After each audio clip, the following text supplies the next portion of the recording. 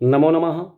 अहमस्मि डॉक्टर शुभेन्दु पाठक, अंशकालिक सहायक प्राचार्य दर्शन, पूर्णिमा राम प्रताप संस्कृत महाविद्यालय बेगनी दरभंगा। प्रियांशु छात्र है। इससे पूर्व की कक्षा में हमने शास्त्री प्रथम वर्ष के छात्रों को कहे हुए थे।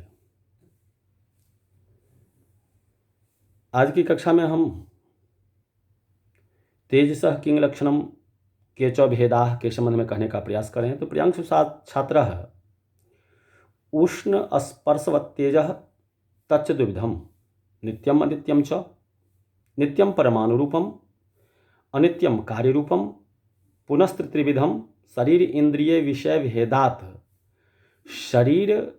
शरीरामादित्य लोके प्रसिद्धम इंद्रियं रूपग्राहकं चक्षुः कृष्णताराग्रवर्ती विश्यश्च चतुर्विधो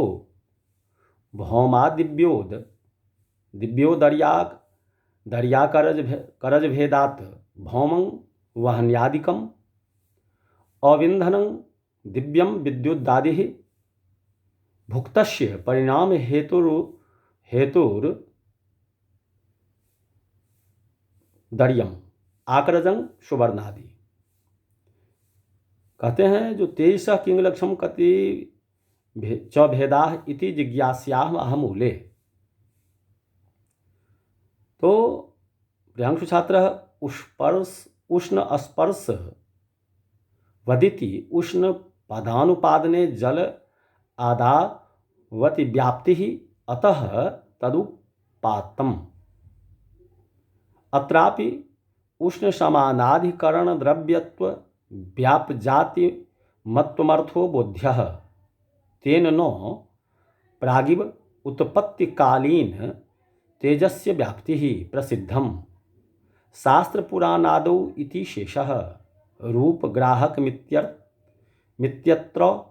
रूपपादानुपादने घ्राणादावति व्याप्तिः तेषामपि गन्धादीनां ग्राहकत्वात् भौमं च दिव्यं च उदर्यं च आकरजं च इति भौमादि व्योमदर्याकरजानि तेषां भेदात् इत्यर्थः। भौमं भूमि संबंधी आपः एव इंधनादि दीपनानि यस्य तत् अविन्धनं परिणामो जीर्णता परिपाक इति यावत् तस्य हेतु कारणम् अन्नादि पाचकमिति भावः आकरेषु खनिज जायते इति आकरजम।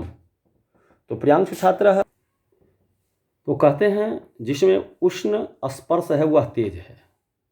वह भी दो प्रकार का है, नित्य और अनित्य। अनित्य तेज शरीर इंद्रिय और विषय इन भेदों से तीन प्रकार का है। सूर्य आदि देवताओं के शरीर तेजस हैं। कृष्ण सार गोलक के आगे विद्यमान आँख है।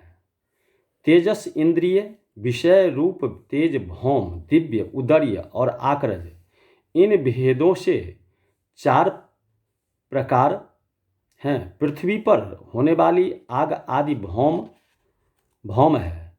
जल से दीप्त होने वाली विद्युत प्रभृति दिव्य है। खाए गए अन्न जल आदि को पचाने वाला उदर्य है और खानों से निर्गत सुवर्ण आदि आकरज है। यहाँ भी उष्ण स्पर्शवत्व का अर्थ उष्ण स्पर्श समानाधिकरण द्रव्यत्व व्याप जातिमत्व समझना चाहिए। जाति पद से तेजस्वत्व को लेकर सब तेजों में लक्षण समन्वय समझना चाहिए। यहाँ विशेष ज्ञातव्य है कि तेज द्रव्य वह है जिसका स्पर्श उष्ण है एवं जो प्रकाशक होता है। अग्नि चंद्र सूर्य आदि तेज द्रव्य है। किसी भी पदार्थ का परिपाक इसी तेज द्रव्य से होता है। यही कारण है कि कोई भी वस्तु गर्मी में बहुत जल्द पक जाती है या सड़ जाती है।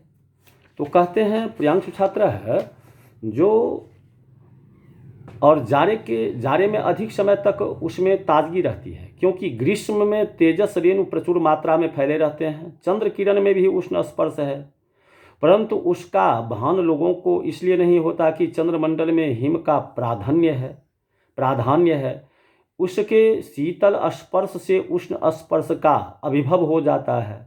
इसी प्रकार रत्नों का उष्ण स्पर्श भी पार्थिव अनुष्णा शीत स्पर्श से अभिभूत रहता है, अतः लोग उसका प्रत्यक्ष नहीं कर सकते।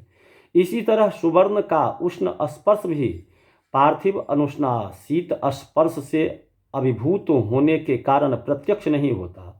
कुछ लोग रत्नों एवं सोने को तेज नहीं मानते। उसका कहना है कि वे भी पार्थिव ही हैं।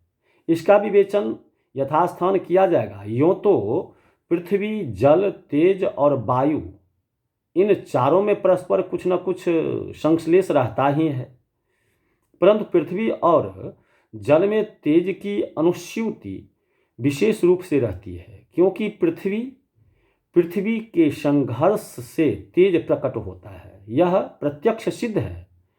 अग्नि से जल का विरोध होने पर भी जल में तेज की अनुस्यूति इसलिए माननी ही पड़ेगी कि बिजली जल से ही निकलती है। तेज की एक विशेषता यह है कि वह बिल्कुल हल्का होता है, गुरुत्व अर्थात भार उसमें होता ही नहीं। यही कारण है कि उल्टाने पर भी दीप शिखा ऊपर ही उठती, नीचे नहीं जाती।